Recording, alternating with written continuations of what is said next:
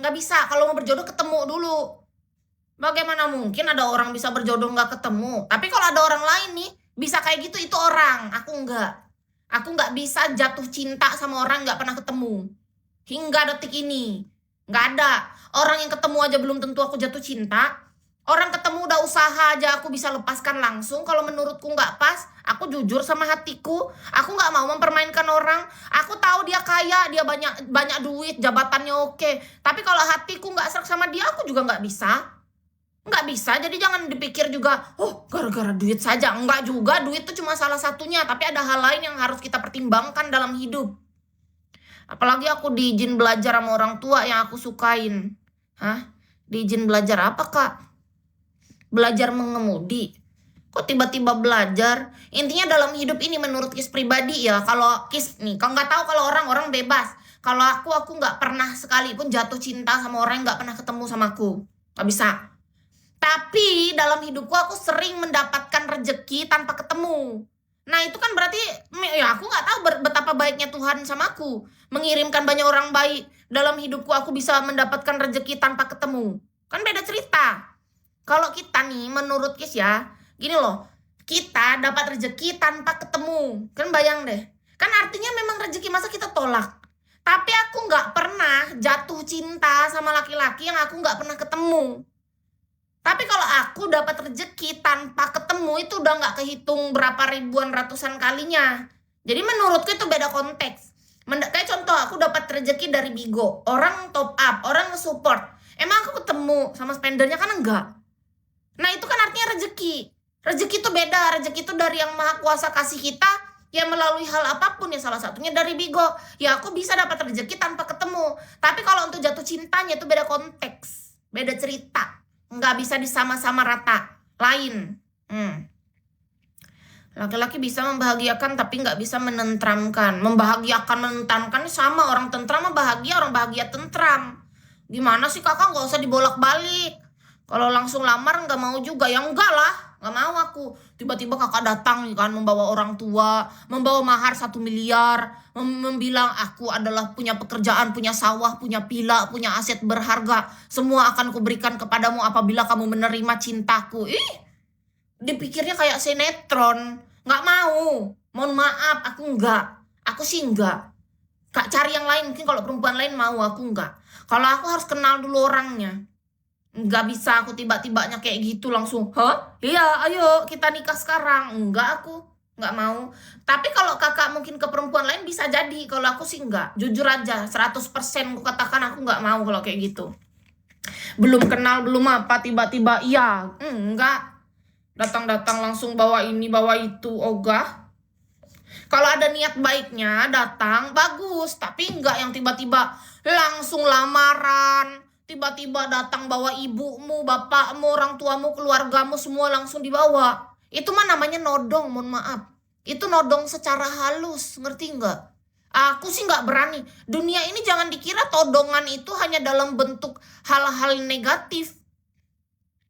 Cara kayak gitu menurutku aku bilang itu todongan. Kenapa? Bisa jadi kakak laki-laki nggak sanggup untuk datang sendiri, kaki kakak gemetaran. Bisa jadi kakak nggak punya kepercayaan diri, nggak punya keberanian untuk bertemu empat mata. Jadi kakak harus membawa rombongan untuk membuat kakak lebih percaya diri. Kakak harus bawa bapak ibu, harus bawa keluarga, kakak adik, semua om tante. Ogah, laki-laki macam apa? Ketemulah empat mata.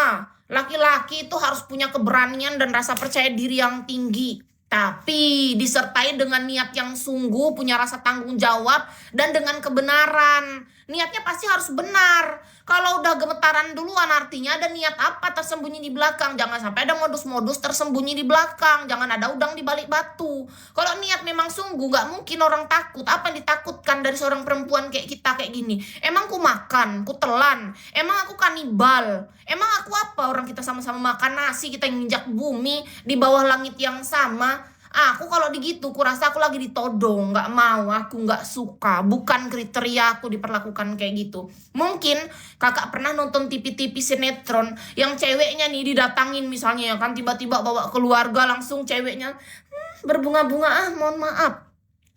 Pelajari dulu karakter perempuan. Nggak semua orang sama. Mungkin ada perempuan lain kalau digituin dia suka. Tapi pelajari dulu karakter orang. Kalau apalagi aku orangnya. Kakak harus lihat. Mungkin bisa jadi mayoritas mungkin perempuan lain akan bahagia kali digitukan kan. Oh aku beda. Nggak mau aku. 100% aku yakin gak akan kuterima justru laki-laki yang kayak gitu.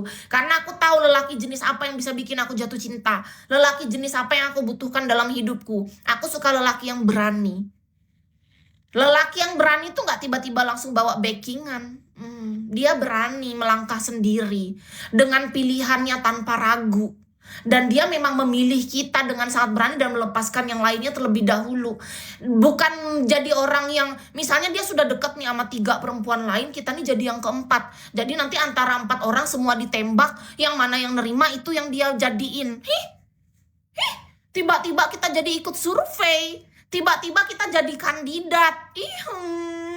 Ogah banget yang kayak gitu. Kalau ku dengar adanya orang-orang tiba ku temukan kabar kita ternyata ke-4, ke-5 bahkan ke-10, ternyata yang lain juga diperlakukan sama.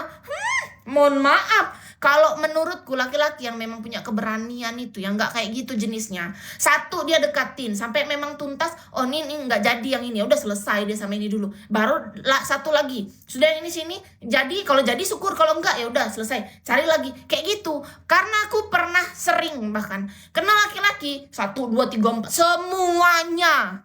Kalau bisa 10, 100 semua. Nggak ada salahnya menurutku kalau laki-laki memang belum dapat jodohnya, dia belum dapat wanita yang tepat untuk dia masih ganti-ganti tuh nggak ada salah, tapi gantinya tuh satu-satu. Prinsip itu menurut Kis ya.